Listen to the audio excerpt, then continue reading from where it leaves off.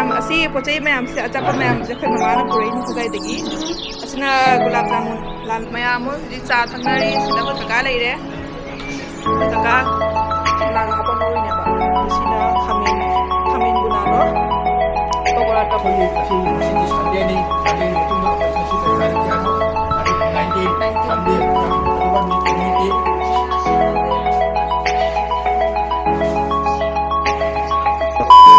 Hi mayam, good morning. Welcome back to my channel. Mayam kam tawrige nungaribo.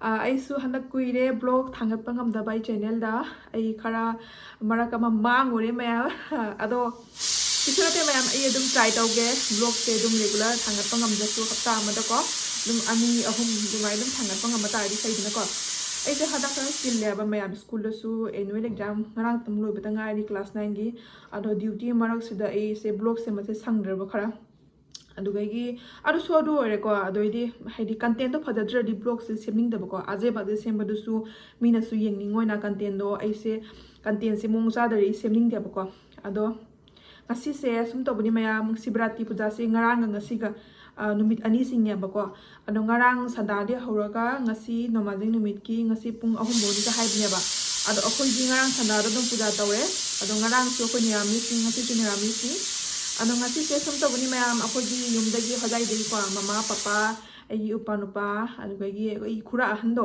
ꯃꯌꯥꯝꯅꯒꯤ ꯅꯤꯉꯣꯜ ꯆꯥꯛꯀꯧꯕꯒꯤ ꯕ꯭ꯂꯣꯒꯇꯣ ꯌꯦꯡꯉꯝꯕ ꯇꯥꯔꯗꯤ ꯑꯗꯨꯝ ꯈꯪꯒꯅꯤ ꯑꯩꯈꯣꯏ ꯈꯨꯔꯥ ꯑꯍꯨꯝꯅꯤꯅꯀꯣ ꯑꯗꯣ ꯈ꯭ꯋꯥꯏ ꯑꯍꯟꯗꯣ ꯑꯣꯖꯥꯅꯦꯕ ꯃꯥꯁꯨꯀꯣ ꯑꯩꯈꯣꯏ ꯀꯀꯥ ꯁꯨꯔꯦꯟꯗꯣ ꯃꯥꯁꯨ ꯂꯥꯛꯇꯣꯏꯅꯦ ꯑꯩꯈꯣꯏ ꯌꯨꯝꯗ ꯑꯩꯈꯣꯏ ꯌꯨꯝ ꯑꯅꯧꯕ ꯂꯧꯕꯗꯩ ꯃꯣꯏ ꯂꯥꯛꯇ꯭ꯔꯤꯌꯦꯕꯀꯣ ꯑꯍꯥꯟꯕ ꯂꯥꯛꯇꯣꯏꯅꯤ ꯉꯁꯤ ꯑꯗꯨꯅꯤ ꯃꯌꯥꯝ ꯑꯩꯅ ꯑꯗꯨꯝ ꯃꯦꯃꯣꯔꯤꯁ ꯑꯣꯏꯅꯕ ꯍꯥꯏꯅ ꯕ꯭ꯂꯣꯒꯁꯦ ꯅꯝꯖꯕꯅꯤ ꯃꯌꯥꯝꯗꯁꯨ ꯑꯗꯨꯝ ꯁꯦꯌꯔ ꯇꯧꯅꯤꯡꯗꯅ ꯑꯗꯣ ꯃꯌꯥꯝ ꯋꯥꯔꯧꯕꯤꯅꯨ ꯑꯩ ꯕ꯭ꯂꯣꯒꯁꯦ ꯀꯟꯇꯤꯅ꯭ꯌꯨ ꯇꯧꯕ ꯉꯝꯖꯗ꯭ꯔꯦ ꯈꯔꯅꯤ ꯃꯥꯡꯉꯨꯔꯦ ꯑꯗꯣ ꯑꯩ ꯑꯗꯨꯝ ꯇ꯭ꯔꯥꯏ ꯇꯧꯒꯦꯀꯣ ꯑꯗꯨꯝ ꯔꯦꯒꯨꯂꯔ ꯅꯠꯇ꯭ꯔꯁꯨꯀꯣ ꯑꯗꯨꯝ ꯍꯞꯇꯥ ꯑꯃꯗ ꯑꯩꯅ ꯑꯍꯥꯟꯕ ꯍꯥꯏꯈꯤꯕꯗꯣ 2 ꯅꯠꯇ꯭ꯔꯒ 3 ꯑꯗꯨꯃꯥꯏꯅ ꯑꯗꯨꯝ ꯕ꯭ꯂꯣग ꯊꯥꯡꯒꯠꯄ ꯉꯝꯃꯗꯤ ꯐꯩꯗꯅꯀꯣ ꯑꯗꯨꯅꯤ ꯃꯌꯥꯝ ꯑꯗꯣ ꯍꯧꯖꯤꯛ ꯃꯣꯏꯁꯨ ꯊꯣꯛꯂꯛꯑꯦ ꯍꯥꯏ ꯍꯣꯖꯥꯏꯗꯒꯤ ꯑꯗꯣ ꯍꯧꯖꯤꯛꯁꯦ ꯄꯨꯡ 10 ꯇꯥꯔꯦꯕꯀꯣ ngahak lerega pung sarega pung 10:30 11 dani moi dum yaurani ado ngasi kai ke mathel dawba khotpa adudei moi lakpa khotpudo e mayam da dum share torake mayam se blog se makha ta na yengminarasi punna kamai tawbodo mayam ai hiji sini soiri ado background se su kana cooker kami mayam tabadri khan ngai maroi ado mayam ngasi se ko akoi mama oi lakpa numi se nga di pijaning mani ado ta su ngasi sibrati numi ni ko puja numi ni na ngasi je niramis ho tawrani aduna ngasi mathel ai bu niramis tani ngasi mathel mayam se ai horen dum ulake mayam na kai ke mathel tawbo khotpado eji kana cooker da kam se ko keno ni alu ga khami sindi ga iron di ba तो nga yaw da bida thadi gom ga hapaga ya budan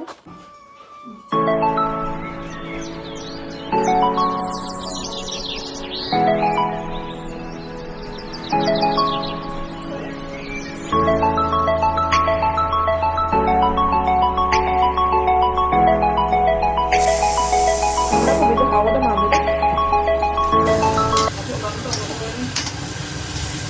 mayam akhoi paneer sida mamana thongna loire du jaga loire paneer mamana thongna loire paneer uti su thongna loire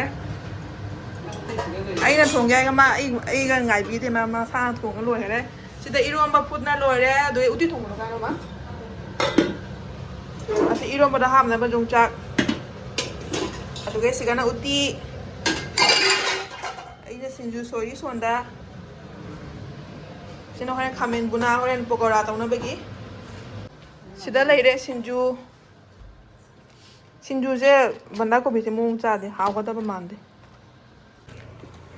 mayam moi yore hai akoi gi gali se moi thi phangdana ko koi ngau leire ado ai live location budi tha thare ba ko ado moi location no check toraga sangai ai ado nu samar se mai ga se lore koi ok pa thole ya ba ko gali da na bo akhoi mama hoisu lae ndu moi gari anauba lawbaduni handak sonda chalo sida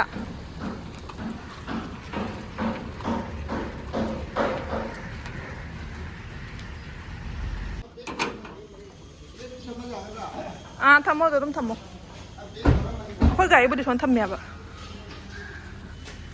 Kakak, blog semi.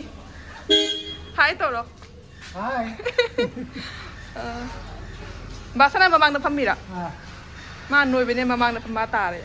memang kompak.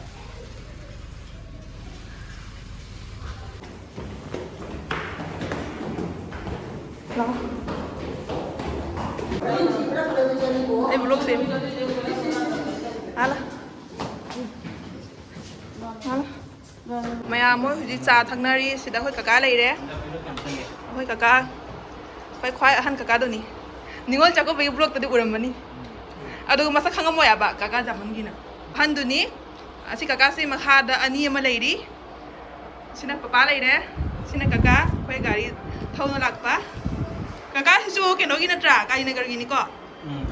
Kaka mingdum da haido mo. Sanjay. Sanjay Singh. Ay blog ta lakro ni ko. Mayam asi pochai mayam se achapa mayam je khoi mama na purai ni khojai degi. Asina gulab jamun, lan mohol, adisina misti, nimki, asisa keno se. Cake.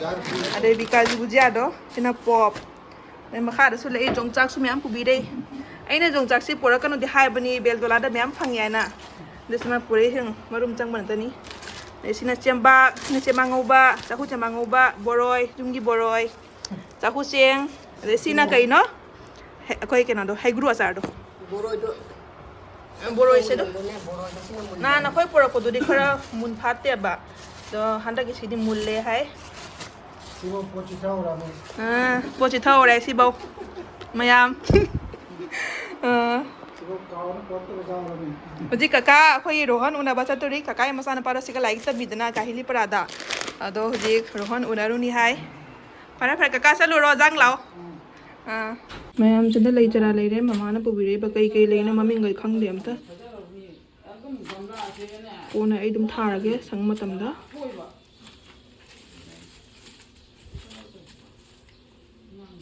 mayam huji khamen se ko pakora tauge khamen buna oina ado huji siga beswang se phajana mix tawrage masala mayam ga tawraga ado loraga khamen se tawdoi thawda atoi budi mathel loi lore sinju taw khona loi lore kaka oi moi lakhaga dum pija thoni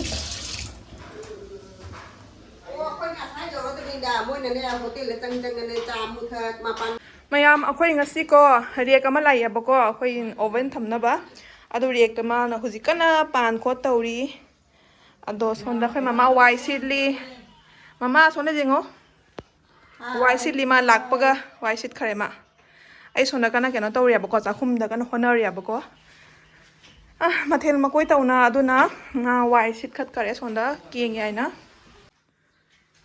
mayam akai mama sida poche yengi kari sajari no ai si jengi kana phajabra khoi yum ano bache phajabra phajayara kai blog simire kai haininge nang ai channel gi maramda kenom hayo nai channel la mayam khwenjari sumai namge mayam na ai gi chanpi channel sibu support tobiramu jarabi like share masung subscribe so tobiramu thank you loirabo is wala mani nang mo sai de semai ni ne amadi loire stand do kongo gi stand do surekta mama nang ka khungu ko matak da thamna ka loi le sajai biram fadana ase kai thamdo siga thamdo na tra de makha da kai thamno de bede lei ga dum thamjani ko pot thamjani kai thamdo no se thamam daga khalaba siga thamde siga mayam ai cha hinjang thongna mathel makoi tawna loisale ado papa kaka basana moi rohan unaba chakhiya ba ka hili prada ado moi lakpaga adum pija thoni mayam natari mo su thiengani hai kharangana adum thokani hai ba lamdu thapani na ado mama mani da jeng le ya da ado makai ke mathel makoi tabodo ai mayam da dum uchara ke tap tap tawna yeminera si mayam ngasi gi mathel se sida leire sina pani thongbani ba motor hapaga tomato ka thongiba adude sina motor uti masidi niramis natani sibrati numitina sina ironba alu ga kamen simbi ga jongchak su yaure aduge sina thabi sina papar Sina alu ngꯧꯕꯗꯣ alu macha ngꯧꯕꯒ kenoga chanaga hapa ngꯧꯔꯤꯅꯦꯕ ꯑꯗꯨ ꯁꯤꯅ khamen bunado pakora tawre beson tawraga adu sina sinju masigi mathel se sini mayam yamnadi yamdre mathen se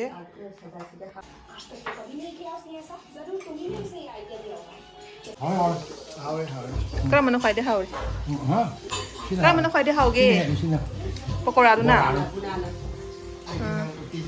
uti na hawrongani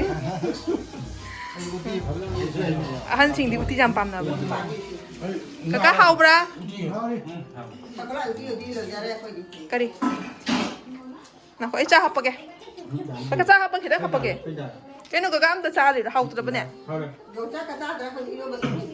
paneer thong chu cha de uti da cha na do te paneer thong kam ta cha de cha hapage kaka ta hapage is kata juni ga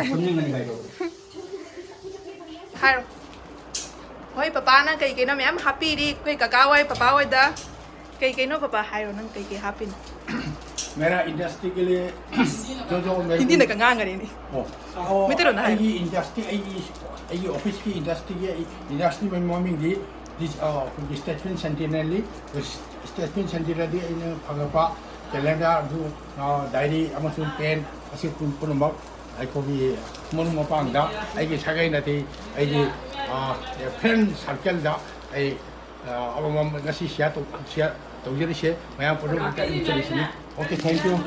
Okay, great and great. Wonderful sharing. Wonderful. Thank you. Okay. kolom semua bibi de kolom istendo so udlo kolom istendo Okay.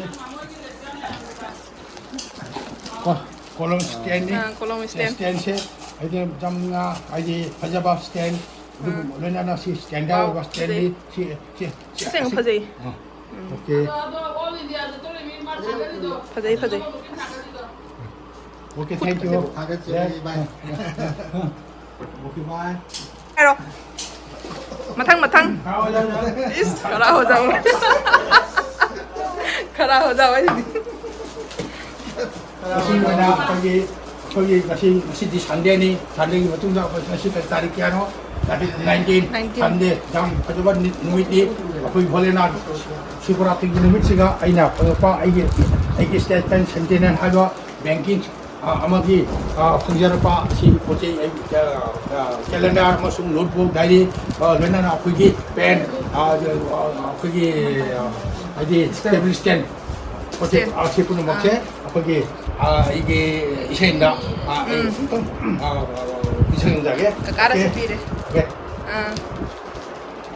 tinggi kakara sih supire kolom ga diary ga calendar ga kai tauna basana da supire diary ga kolom ga si exam thana bin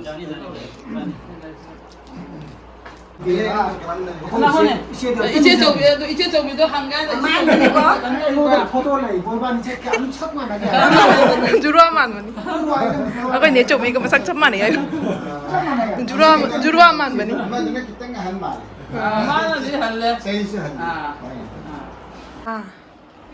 मागी पोचे में हमसे लोई दी नहीं calendar मुझे jelly हुजी acai diary के क्रांग जेले हुजी calendar मुझे jelly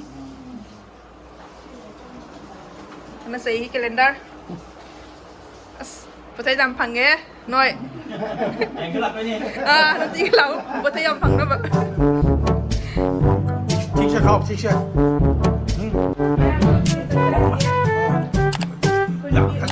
Hawaii nè Shinju nè Panin nè Gay di cái này Moto Uki nè Shinju nè sama cái Papua nè Gyeongchak nè Iroma nè Bora nè Mình chấm cái này Ok Phải dân sao Habro nè Hao đi nè Phải dân habro Ok bye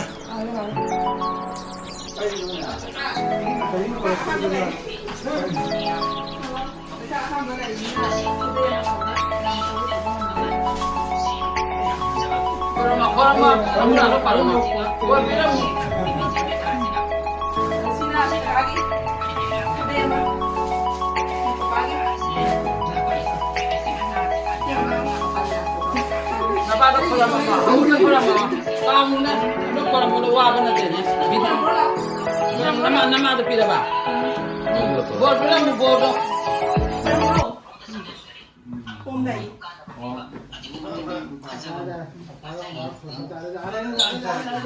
Kulay ba tabi ka lo na kau ka na ba na rubi niya. modern style pagi anak lay bagay do ni breja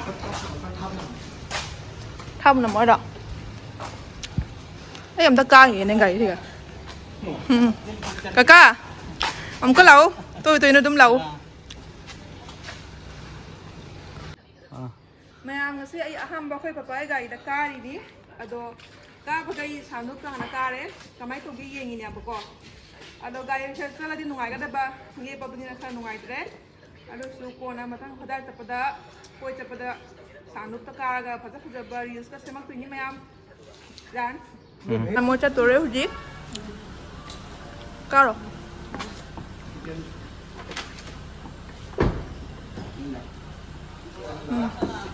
Bahasa mamang dan tra. Apa? Mana kan bahasa noi bini mamang dak. Oke. Apa bahasa ini maning dak. Oh mana kan le. Kata. Nako. Ayan. Gate siya matumutulaan. No, gate to. Bye bye. Bye bye. Hello. Kakak. Hora ke? Okay, bye. Catch up, Bye bye.